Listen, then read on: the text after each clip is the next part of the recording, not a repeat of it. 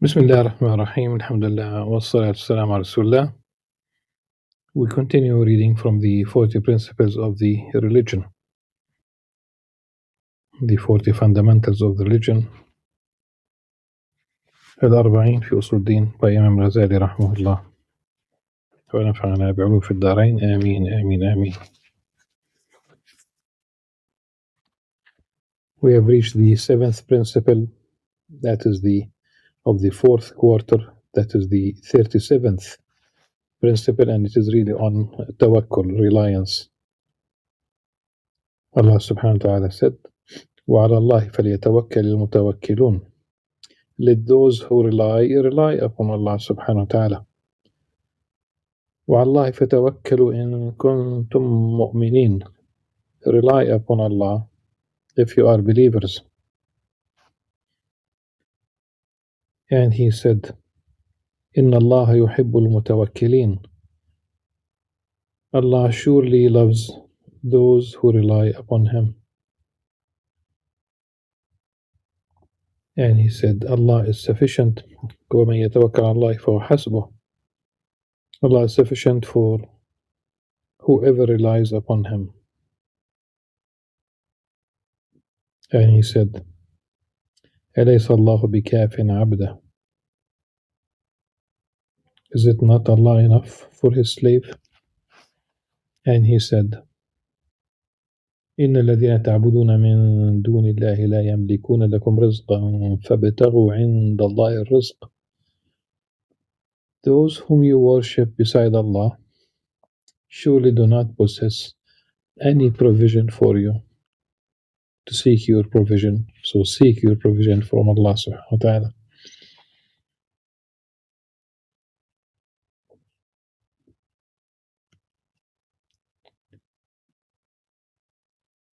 Not only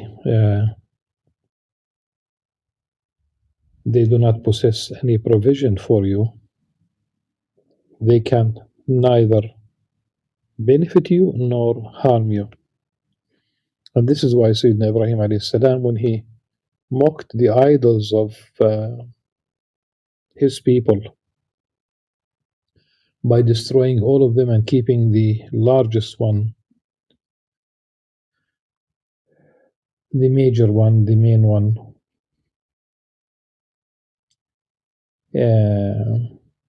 so when they came back from their festival, from whatever, they asked him, basically they were accusing him because he did mention these idols before negatively. So he said that this big one is the one who destroyed all of the other ones. And they knew immediately two things. That idol cannot do anything. Number two, Ibrahim alayhi salam was really mocking their idols, and he proved immediately that they were wrong.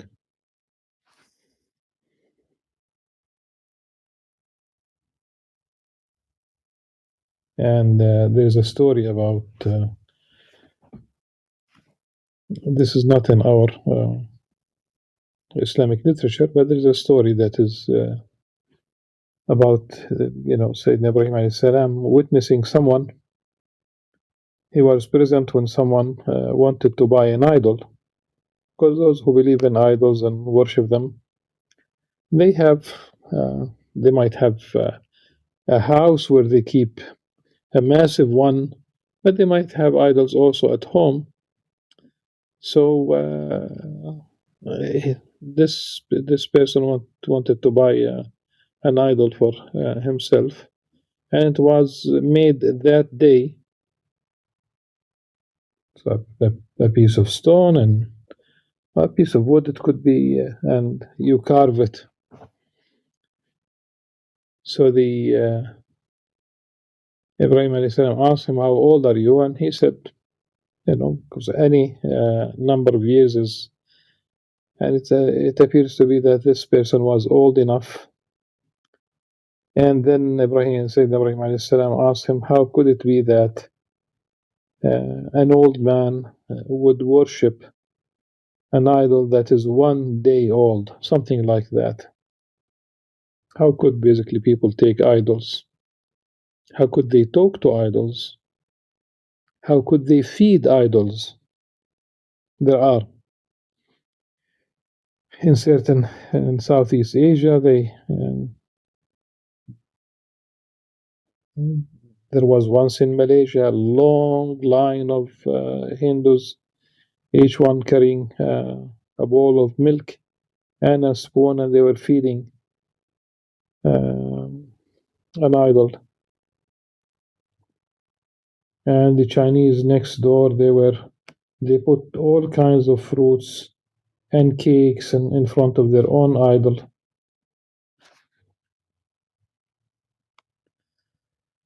So they neither benefit you nor harm you, except that the very act of worshiping these idols in itself, as an act of disbelief, it does harm them.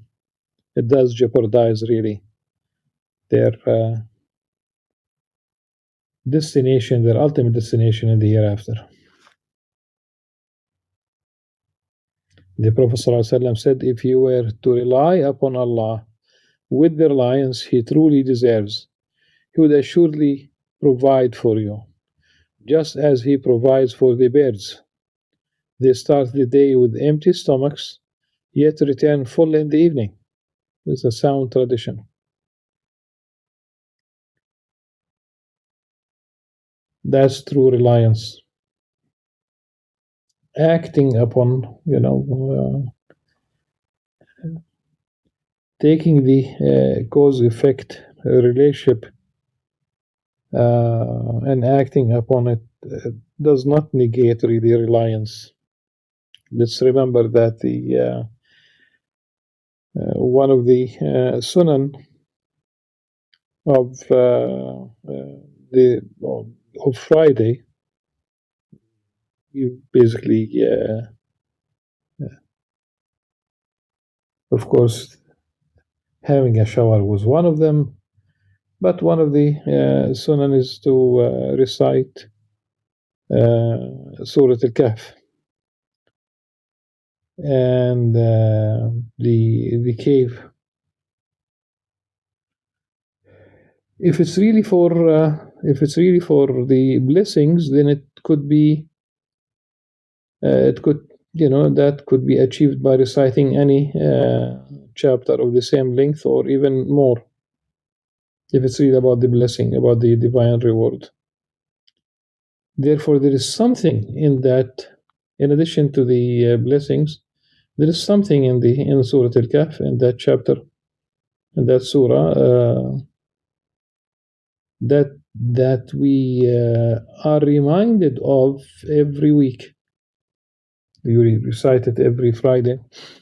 So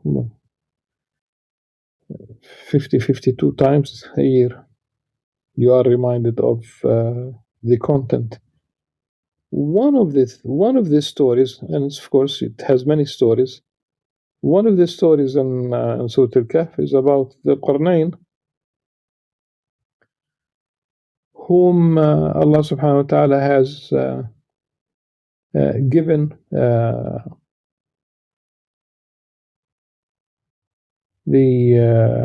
placed the what we might call the cause effect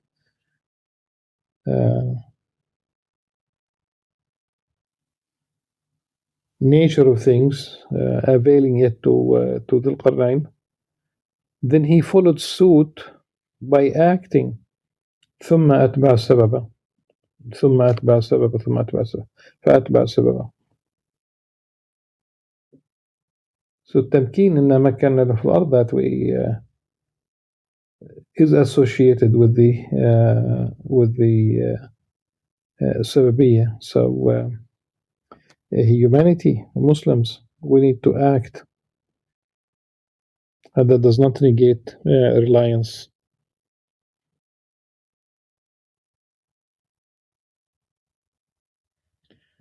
Then two other traditions are mentioned here.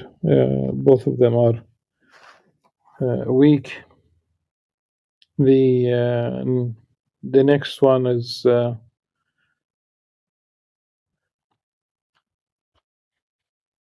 Whoever cuts himself off from all except Allah, Allah subhanahu wa ta'ala supplies his every need and provides for him from whence he did not expect.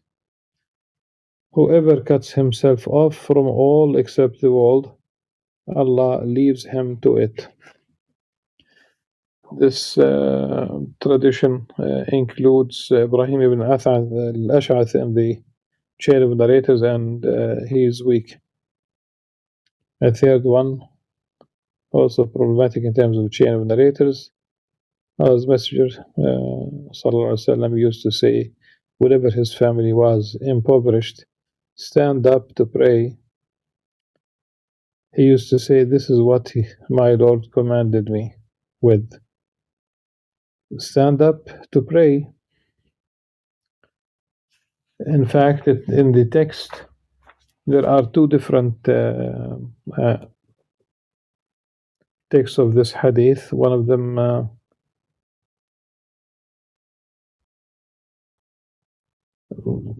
يا أهله صلوا صلوا.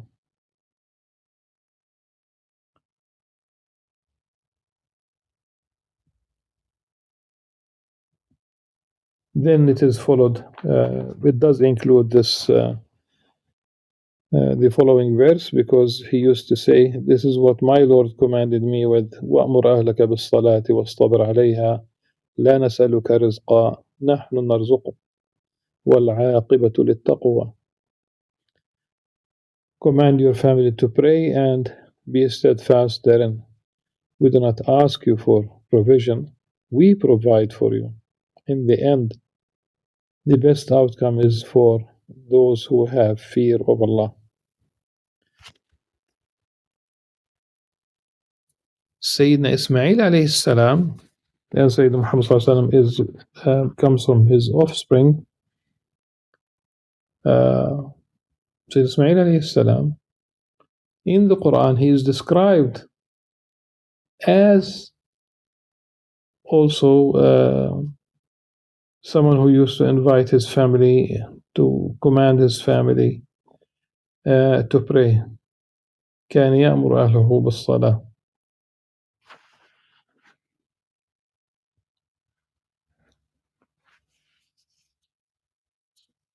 The reality of reliance. The reality of reliance is an expression of a state that emerges from affirmation of divine oneness, Tawheed, and its effect appears on deeds. It has three pillars: knowledge, state, and deeds. The first pillar is knowledge, and it is the foundation. By it I mean knowledge of divine oneness. For only someone who sees no actor besides Allah relies on him. The reality of Tawheed for Imam Al-Ghazali is to see everything from Allah subhanahu wa ta'ala.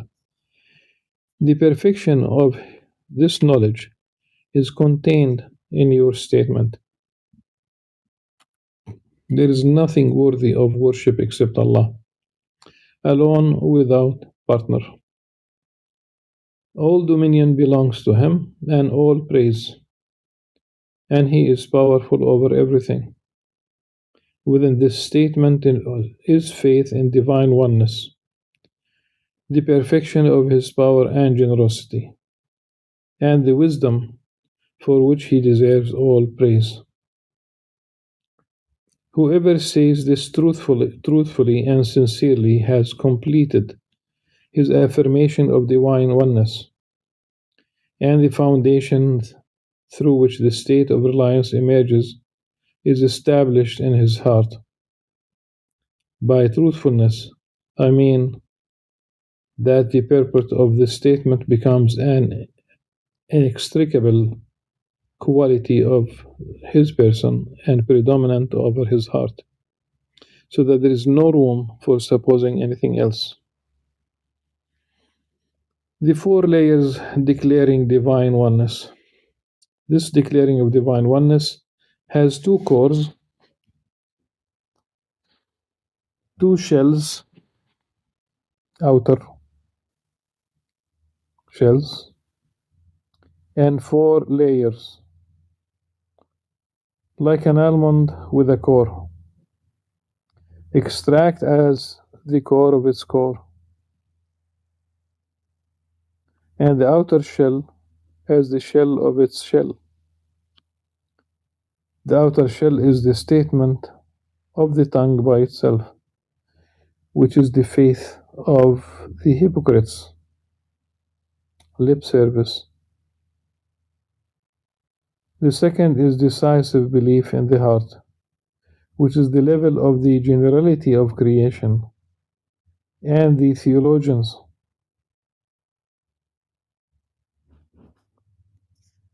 for they are not distinguished from lay people except by the knowledge of responding to and refuting the confusion of innovators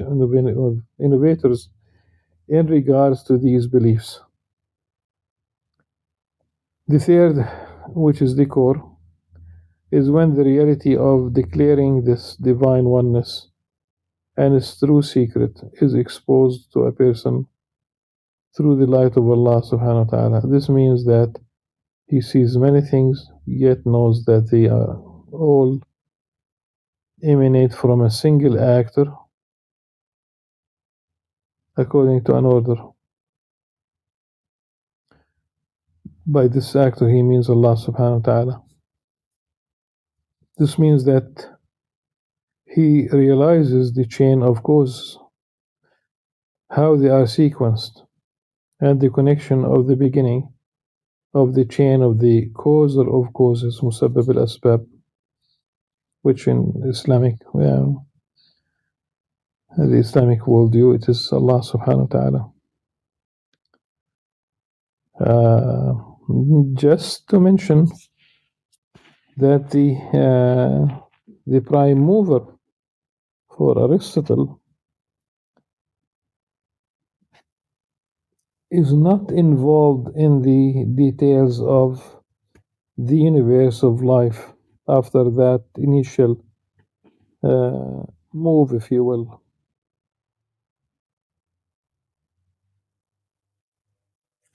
The person of this station is nevertheless still in separation because he sees actions, their abundance, and their connection to the actor, to Allah subhanahu wa ta'ala. The fourth, which is the core of the core, is that a person does not see anything in existence except one, and knows that what is existent in reality is one, and that the plurality, and it is only in reference to whoever's awareness is divided. The latter is like someone who, for example, sees from a person his leg, then his arm, then his face, then his head, and thus is overcome by his plurality. Yet if he were to see a person all at once, each individual part would not occur to him. Rather, he would perceive them all in a single thing.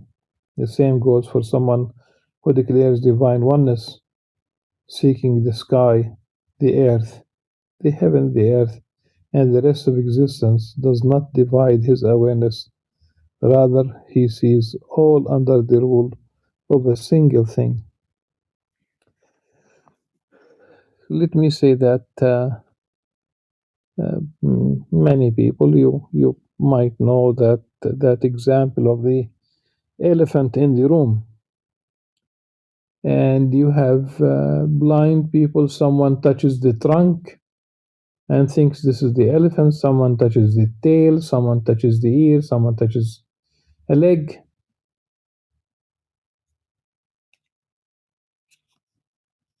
But really, these are parts, and usually we speak about the elephant in the room. I'm just simply giving this as an example where it is said that people who are blind, they touch. And really, in this life, you might find people who are blind, and we don't talk about physical blindness, blind at heart, hard at hearing, hard at seeing, hard at grasping the reality, the issue. So they miss the elephant in the room, and they be busy with a part thinking that this is really the whole story. Of course, it's not. This subject has some depth, and unveiling it would necessitate a lengthy discussion. Therefore, seek in the Book of Divine Oneness from the books of the Revival, so that you may ponder some of its indications. Obliteration in divine oneness only happens with this declaration of divine oneness, which is that a person becomes immersed in the one truth until his heart does not turn to other than him, subhanahu wa ta'ala, nor does it turn to his consciousness, for his consciousness, insofar as it is his consciousness, is other than Allah subhanahu wa ta'ala, even if the meaning of otherness is not realized by him in the moment. It may be realized through another perspective and by considering another aspect. All actions are related to the cause of causes. The reality of reliance only requires that declaring divine oneness be actualized. It does not require obliteration in declaring oneness of the essence. Rather, it is permissible for the one who relies to see plurality, causes, and effects. However, he should witness the connection of the chain to its ultimate cause. I believe this is obvious to you in regards to whatever does not fall under the choice of human beings. Indeed, if you see the rain as a cause for plant growth, then you know that the rain is subjected to the means of the clouds, and the clouds are subjected to the means of wind and vapor from the oceans. Likewise, the oceans are bodies that are inevitably subjected to whatever ends at the first cause, even if you do not know the number of means. There is no harm in that. What is not obvious to you is human actions. Indeed, you say, whoever feeds me, he definitely feeds me by choice. If he wills, he gives. If he wills, he withholds. How could I not see him as a doer?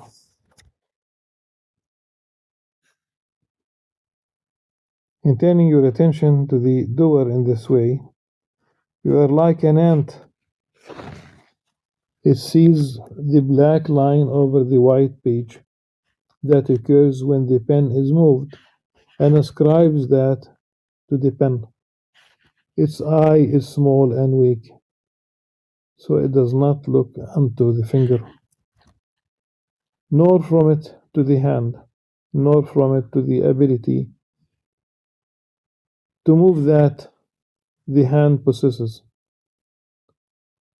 nor from it to the will that the ability is employed for, nor from it to the knowledge that the movement of will depends on, nor from it to the possessor of ability, knowledge, and will. Likewise, you ascribe the actions of the slaves to their will, knowledge, and ability. Your gaze does not fall upon the pen by which knowledge is recorded on the slates of hearts, nor from it to the fingers that the hearts of the slaves are between, nor from them to the hand by which Adam's clay was fermented, nor from it to the power by which the hand was moved to ferment Adam's clay, alayhi salam, nor from it to the all-powerful room, all-powerful from whom you began and to whom you will return. This is because you do not know, of course, Allah subhanahu wa ta'ala. This is because you do not know the meaning of the Prophet's statement. So, Sallallahu Alaihi Wasallam, truly Allah created Adam upon his image.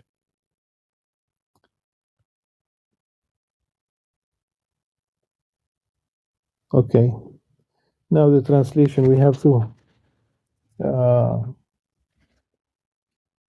fine tune the translation. But let me just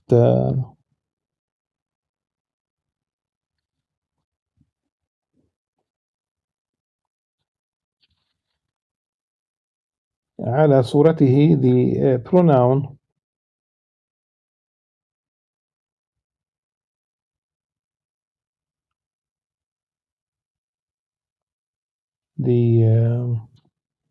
على صورته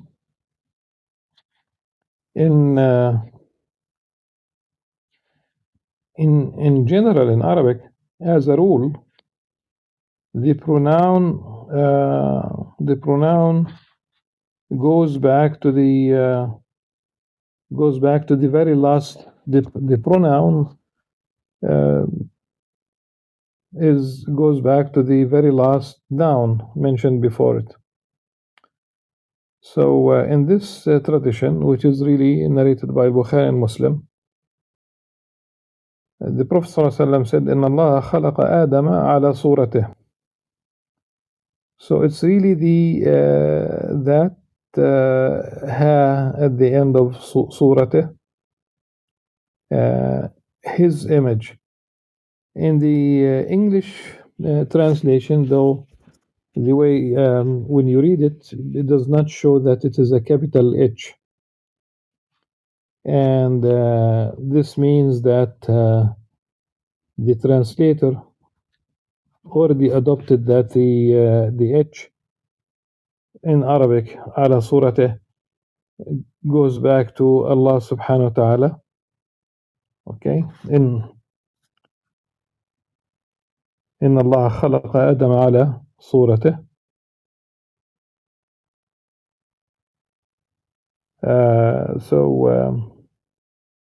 So the first problem is that, and it's basically the problem in translating it, is that you skip Adam and you think that it refers to Allah subhanahu wa ta'ala. Well, we should add also that this is the biblical narrative. But even then, the Hebrew word, the original one, because then if you refer to English, refer to a translation, Bitsalmo is the Hebrew word for in his image.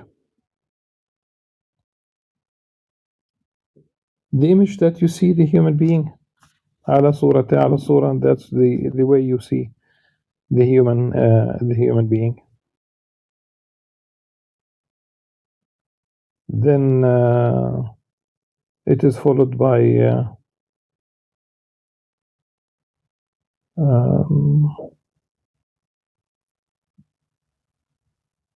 a statement that is really from it's mentioned. It seems it has been said that it is really from the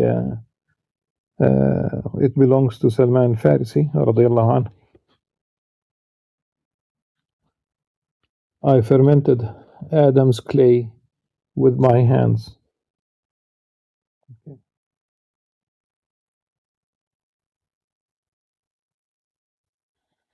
Then it is followed by the verse from the Quran. الذي علم القلم علم الإنسان ما لم يعلم. Okay. Indeed, you do not know a pen except one made from reed. Yes, of course, at the time. Today it could be made from endless possibilities, nor a hand or fingers except those made from flesh and bone, nor an image except one of colors and forms. If that were unveiled to you, you would know that you are not the one who throws when you throw. Rather, Allah subhanahu wa ta'ala throws. وَمَا رَمَيْتَ إِذْ رَمَيْتَ وَلَكِنَّ اللَّهَ رَمَى. So Allah subhanahu wa ta'ala throws when He places over you the decisive need and knowledge that directs you to certainty that your salvation is in throwing, for example. Then the ability that is unique to your makeup is set in motion as a servant to your will, and will has been made a servant to knowledge by subjugation and compulsion. You have already come to the realization that you are compelled to choose. Thus, you do that if you will. However, you only will if Allah wills, whether you want to or not. Within this is a secret that moves between the principle of coercion and choice, الجبر والاختيار, and can give a false impression of a contradiction between divine oneness and moral responsibility. We have already explained this in the book of divine oneness and reliance and the book of gratitude from the revival, Ihya Ulum, to seek it there if you are qualified to understand it.